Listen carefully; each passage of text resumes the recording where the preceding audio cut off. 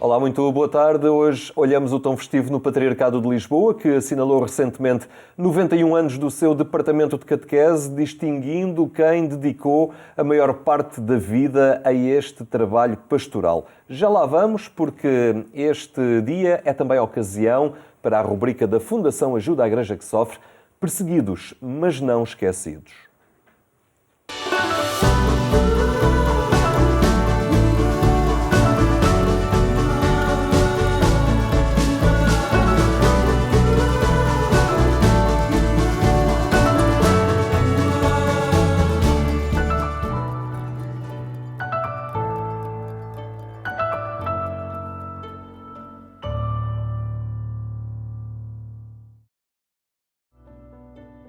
O Papa esteve recentemente no Sudão do Sul e na República Democrática do Congo. O Sudão do Sul é o mais jovem país do mundo. Ganhou independência em 2011, mas conheceu os horrores da guerra civil logo depois, em 2013. Uma guerra que provocou já quase 400 mil mortos e milhões de deslocados e de refugiados. Um deles é Stefan Ruot. Ele é catequista, sonha em ser sacerdote e vive num campo de refugiados na vizinha Etiópia. Para lá chegar andou 3 dias a pé com os irmãos e a mãe. Por ali, no campo de refugiados de Gambela, falta quase tudo. Mas para Stefan, a prioridade é mesmo a construção de uma igreja.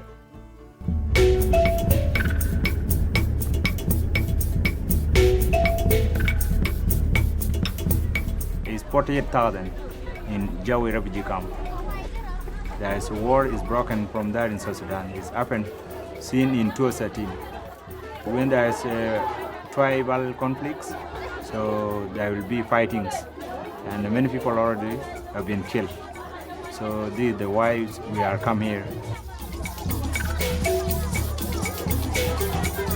I'm coming together with my 2 sisters and 3 brothers, and also together with my mothers. I have a 4-year here. We have 3 days on going on our foot, and we arrival on the border of Ethiopia. And we have 1 week on the border, so we are eating some biscuits. We don't have enough food.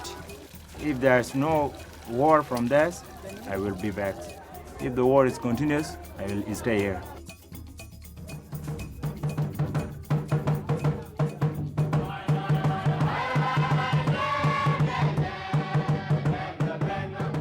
There is no end unless we praise the God. All things is happen, but we praise God. God is one who helps all the people. We need to have a priest here, and we need to have a church. We need to pray anytime. I would like to be a priest, really. I love the Word of God. I want to teach our community for the Word of God.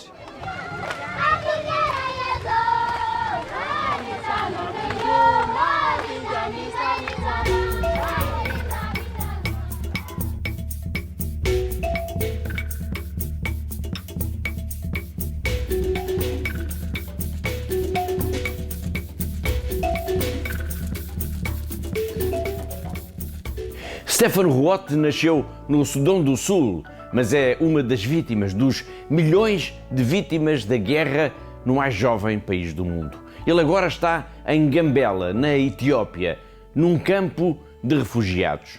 Muito provavelmente este jovem catequista não conseguiu viajar até Juba, a capital do Sudão do Sul, para estar com o Papa Francisco na visita que o Santo Padre fez por estes dias a este país de África. Ele não esteve com o Papa, mas o Papa esteve com ele e com todas as vítimas da violência, da guerra e do terrorismo. Stefan não esteve com o Papa, mas escutou seguramente as palavras do Santo Padre. Palavras de denúncia de todas as causas da guerra, dos atropelos aos direitos humanos, da escravização de mulheres e de crianças, da ganância.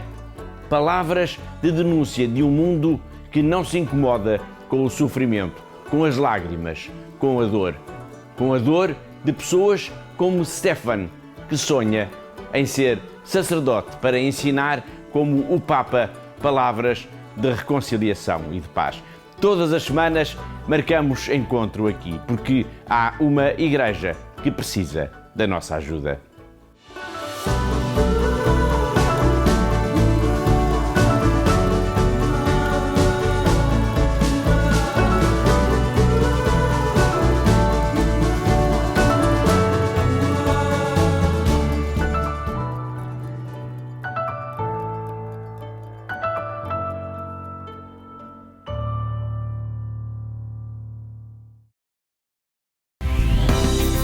Universidade Católica Portuguesa assinalou 55 anos e vai avançar com o Campus Veritate. Gaudeamus Igitur, Juvenes dum Sumus. Gaudeamus Igitur, Juvenes dum Sumus. Us secundam juventutem, os molestam senectutem, nos abebidomus, nos abebidomus. Dia de festa na Universidade Católica Portuguesa, corpo docente, novos doutores e muitos convidados participaram na sessão solene que marcava o dia desta instituição católica de ensino superior. 55 anos que alguns acompanham desde cedo. Quase desde o princípio, não é? Desde que fui aqui aluno e depois aqui professor, e aqui no Porto. E outra... Pois, esta instituição pretende também, a este nível académico, universitário, corresponder da melhor maneira àquilo que é, enfim, a cultura, a investigação.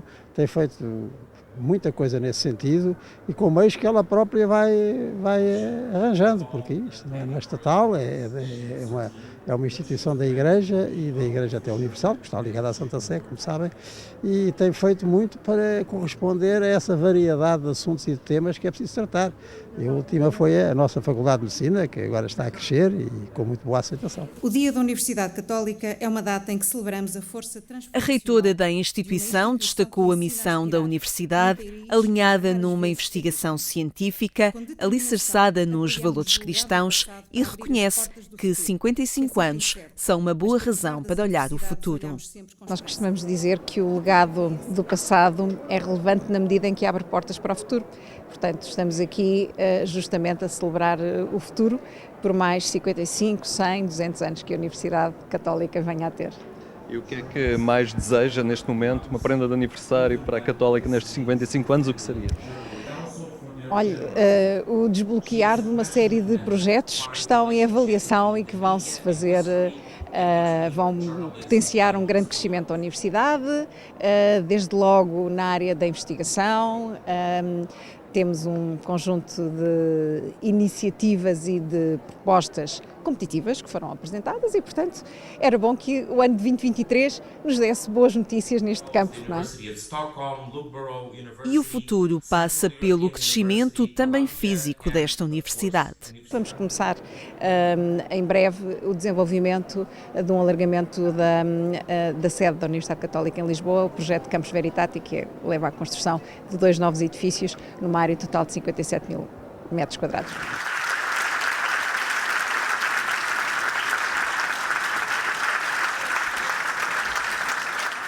A sessão solene contou com o doutoramento honoris causa concedido a Barbie Zelizer, que estuda o jornalismo na construção da memória e da cultura, e também a José Manuel Durão Barroso, que é na Universidade Católica, diretor do Centro de Estudos Europeus no Instituto de Estudos Políticos. Na ocasião, destacou o exemplo do projeto europeu, no seu entender, um caso de sucesso que se orienta por valores.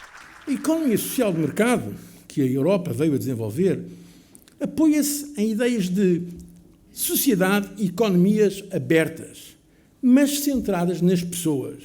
Há 2 deuses que nós não adoramos: o Deus Estado ou o Deus Mercado. Estado, mercado, assim como política ou partido, deverão ser vistos como conceitos instrumentais ao serviço de um essencial, que é a defesa da dignidade da pessoa humana. Não um indivíduo estatisticamente considerado, não uma noção vaga e abstrata de humanidade, mas as pessoas reais e concretas, cada homem, cada pessoa, cada mulher, cada criança.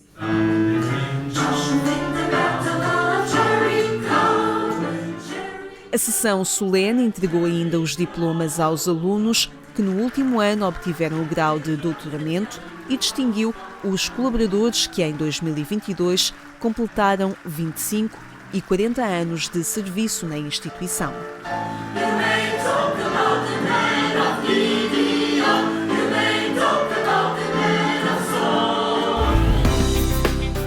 Praga acolhe a Assembleia Continental da Europa do Sínodo 2021-2024. Riprendiamo i nostri lavori. 39 conferências episcopais da Europa apresentaram intuições, tensões e prioridades da Igreja Católica em cada país. Na Assembleia Continental do Sínodo 2021-2024, que decorre em Praga, a delegação de Portugal acentuou a necessidade do acolhimento, de dar voz a todos e de estar menos centrada no ministério ordenado. Résonne la nécessité d'être une Église plus transparente dans ses processus de décision et dans sa communication qui dialogue avec le monde à travers de la culture dans une perspective de défricher chemin en mettant l'Évangile et la spiritualité au centre du débat public dans une Europe de plus en plus déchristianisée où la dimension institutionnelle de l'Église a de moins en moins de relevance. Os jovens encabeçam a lista das prioridades. Donner la priorité aux jeunes en défendant l'importance de leur donner une voix et une place dans la vie de l'Église et de trouver de véritables projets de renouveau qui les incluent, comme par exemple au Portugal, cette année, la Journée mondiale de la jeunesse. Formação, responsabilidade, cultura sinodal nas comunidades e diálogo são algumas das outras prioridades apresentadas pela equipa sinodal de Portugal, que está em Praga, presidida por Dom José Ornelas, presidente da Conferência Episcopal.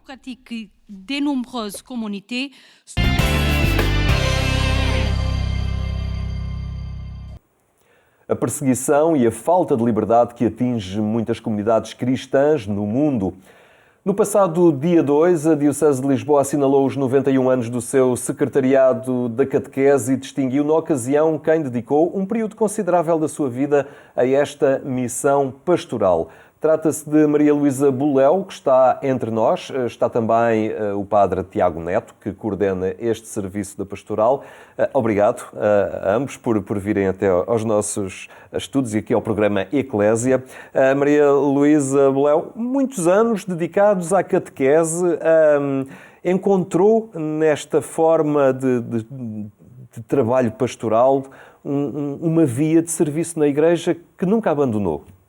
Pois comecei bastante cedo, tinha 15 anos e continuei sempre, de facto. Surgiu na altura a possibilidade de cursos de formação que estavam a começar no Patriarcado de Lisboa e eu julgo que entrei no segundo ano em que começaram esses cursos e, portanto, segui esses cursos e quando terminei, na altura tínhamos estágios, incluindo até 2 anos de estágio, e quando terminei fui chamada para ser catequista formadora e pronto, fiquei. Podemos dizer que, de alguma forma, desde que há catecismos estruturados e organizados e preparados aqui, na área do Patriarcado de Lisboa, este trabalho contou sempre com a sua presença? Os catecismos são um bocadinho anteriores à minha participação. O primeiro catecismo para crianças feito de propósito foi publicado no ano de 1953, mas são de facto poucos anos antes de eu começar e foi com esses catecismos que eu fiz os estágios e que portanto comecei também a trabalhar como orientadora de estágio. E esta forma de estar na Igreja encontrou sempre nela um desafio muito especial, porque a obrigava a estar sempre preparada, a interiorizar temas, a prepará-los, muito assente também na palavra. Sim, eu costumo dizer nos encontros de formação que continuo ainda a fazer, costumo dizer que não há, que eu conheça, tarefa nenhuma na Igreja, missão nenhuma, que dê uma formação permanente como esta, se a pessoa for responsável, não é? porque não anda a ser controlada. Mas se a pessoa for responsável, tem elementos nas mãos para poder, de facto, preparar-se, porque os catecismos têm guias para fazer a preparação de como fazer essa catequese e, portanto, permite à pessoa, todas as semanas, refletir sobre um tema diferente, doutrinal, bíblico, e interiorizá-lo para si, para depois poder transmiti-lo. Depois, a própria partilha com os catequizandos também é um enriquecimento muito grande. Padre Tiago Neto, esta é uma área crítica da pastoral e da missão da Igreja, a transmissão da fé aos mais novos e, como tal, é crucial o papel do catequista. Sim, sobretudo se pensarmos naquilo que são os desafios da catequese atualmente, que não pensa apenas nas crianças e adolescentes, mas sobretudo se preocupa com o mundo dos adultos. E particularmente centrando o nosso trabalho aqui em Lisboa e aquilo que são os seriados diocesanos da catequese, muito do nosso trabalho tem a ver com a formação de adultos, sobretudo catequistas e pais, mas particularmente os catequistas que semanalmente trabalham tanto com crianças, adultos ou adolescentes e jovens. E por isso também esta iniciativa de homenagear a Maria Luísa vem nesse sentido, nessa lógica de valorizar o seu trabalho na formação de adultos. Portanto, pelas suas mãos e pelo trabalho que ela realizou, passaram milhares de catequistas ao longo destas décadas e por isso queremos agradecer isso e valorizar e também, de alguma forma, a perceber que a transmissão da fé e aquilo que é, no fundo, a lógica de transmitir uma experiência passa por testemunhos concretos. E, portanto, só assim, nesse sentido, nós conseguiremos transmitir, ou seja, se houver testemunhas vivas e testemunhas fiéis e continuadas naquilo que é o serviço. E Maria Luísa é um bom exemplo daquilo que nós esperamos que as pessoas façam, que no fundo é a fidelidade a um serviço. Ainda hoje, com a idade que tem, a idade bonita, ela continua a ser criativa e há uns anos a esta parte desenvolveu um trabalho na área do módulo bíblico para a formação de catequistas. Atualmente está a desenvolver também a nível de história da Igreja e, portanto, também aprendendo com a sabedoria dos anos, podemos dizer que é uma pessoa que está sempre atualizada e sempre disponível para ajudar e para continuar a aprofundar os temas. Maria Luísa, como é que não se perde energia e como é que se mantém esta criatividade, apesar da idade, e ter força e determinação para dar continuidade a esta missão? Eu penso que a coisa pior que pode acontecer a uma pessoa quando se reforma é não ter que fazer. E, portanto, julgo que é isso que mantém uma pessoa ativa de alguma forma, não é? Eu, como professora, estou reformada já há 16 anos, mas fez no verão passado. Portanto, agora, como catequista, não penso reformar-me, não é? A não ser que chegue a uma altura em que, de facto, não tenha já capacidade nenhuma para poder transmitir aquilo que fui recebendo. Sei que o catequista é determinante, mas ele não trabalha sozinho. O envolvimento da família adquire aqui uma dimensão também muito importante. Pois, eu penso também que se não tivesse nascido e crescido na família em que nasci e cresci, se calhar as coisas tinham sido diferentes, não é? Eu comecei a ser catequista a convite do meu pároco da altura, mas de alguma forma já tinha começado um pouco antes, porque a minha mãe nos últimos dias de vida, minha mãe morreu, tinha 14 anos, pediu-me para fazer o despertar religioso, continuar o despertar religioso que ela já tinha começado com a minha irmã mais nova, e para a preparar para a primeira comunhão, indicando-me inclusivamente o véu que tinha comprado para esse efeito. Portanto, isto colocou-me aos 14 anos numa missão imediata, não é? E depois, com o convite do meu pároco para dar catequese, que na cidade de Lisboa não era tão normal com 15 anos, não é?